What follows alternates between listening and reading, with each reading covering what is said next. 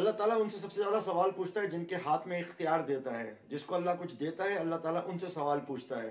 اور اس وقت سب سے زیادہ اگر کوئی سوال پوچھا جائے گا تو وہ سوال عمران خان سے پوچھا جائے گا, جنرل باجوہ سے پوچھا جائے گا, جن کو اللہ تعالیٰ اس وقت موقع فراہم کر رہا ہے کہ وہ اس وقت اس پوری عالم اسلام کی کمانڈ ہاتھ میں لے سکتے ہیں.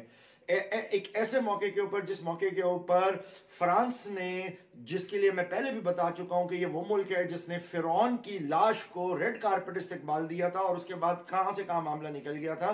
فرانس کو یاد رکھیں یہ طاغوتی طاقتوں کا ایک ایسا گڑھ ہے, اور یہ گڑھ اس وقت بنا جب انہوں نے اپنی بادشاہت ختم کری, اور بادشاہت ختم کرنے کے بعد یہ ڈیموکریسی کے اوپر ایک سسٹم کو لے کے آئے. یہ وہ ملک ہے جو عیسائی اصولوں پر مبنی تھا. یہ وہ ملک ہے جنہوں نے نائٹ ٹیمپلرز کو یہاں سے جوتے مار مار کے نکالا تھا, اور اس ملک کو انہوں نے اپنے مقاصد کے لیے پھر بعد میں استعمال کیا.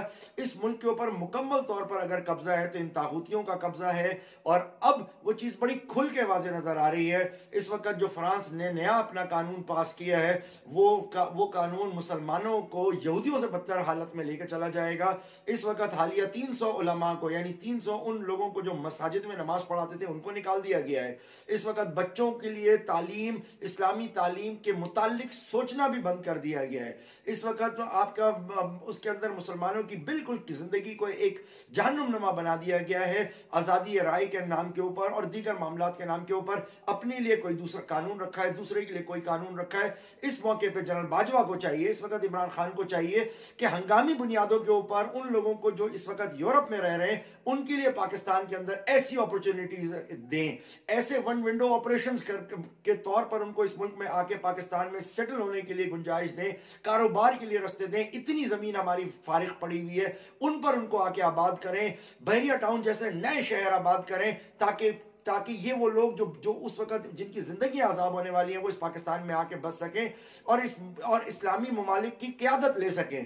کیوں قیادت لے سکیں کہ ہم نے خود ساختہ سعودی عرب جیسے ملک کو مسلمانوں کی قیادت کا اہل سمجھا ہوا تھا, اور آج وہی سعودی عرب جس کے کہنے پہ پاکستان نے ہمیشہ اسرائیل سے نفرت کری, سعودی عرب کے کہنے کے اوپر اینٹی اسرائیلی سینٹیمنٹس ہمارے پیدا ہوئے, سب کے لیے پیدا ہوئے, اور پوری دنیا کو وہ اسرائیل کے خلاف کرتا چلا گیا ساری سوچ. اور آج ان کے پاس ایک ایسا شفٹ آ گیا ہے, اسرائیل کے اندر ایسا شفٹ آ گیا ہے کہ اسرائیل کا وزیر اعظم جا کے ان کی نیون سٹی کے اندر جا کے وہاں کے کراؤن پرنس سے ملتا ہے, اور ایسے موقع پہ جب وہاں پہ پومپیو بھی موجود ہے, یہ سارے لوگ وہاں پہ موجود ہیں.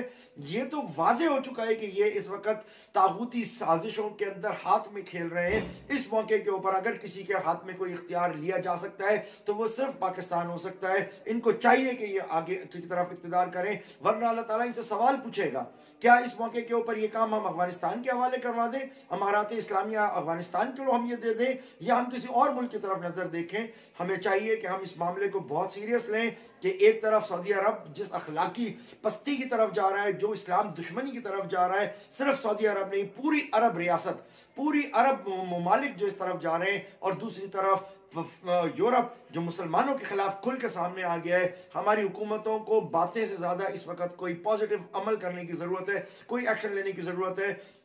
میں بڑے واضح طور کے اوپر کہوں کہ ICIH انسانی حقوق کی جو تنظیم ہے وہ اس قسم کے مظالم کو کسی صورت برداشت نہیں کرے گی. پھر ہم آپ کا گھیراؤ کریں گے, اور جیسے گھیراؤ کریں گے تو ہم نہ شیل سے ڈریں گے نہ کسی چیز سے کریں گے, اور پھر ہم فرانس کو مکمل طور پہ پاکستان میں بین کر کے دکھائیں گے اگر حکومت نے اس کے خلاف صحیح طریقے کا اقدام نہیں لیا.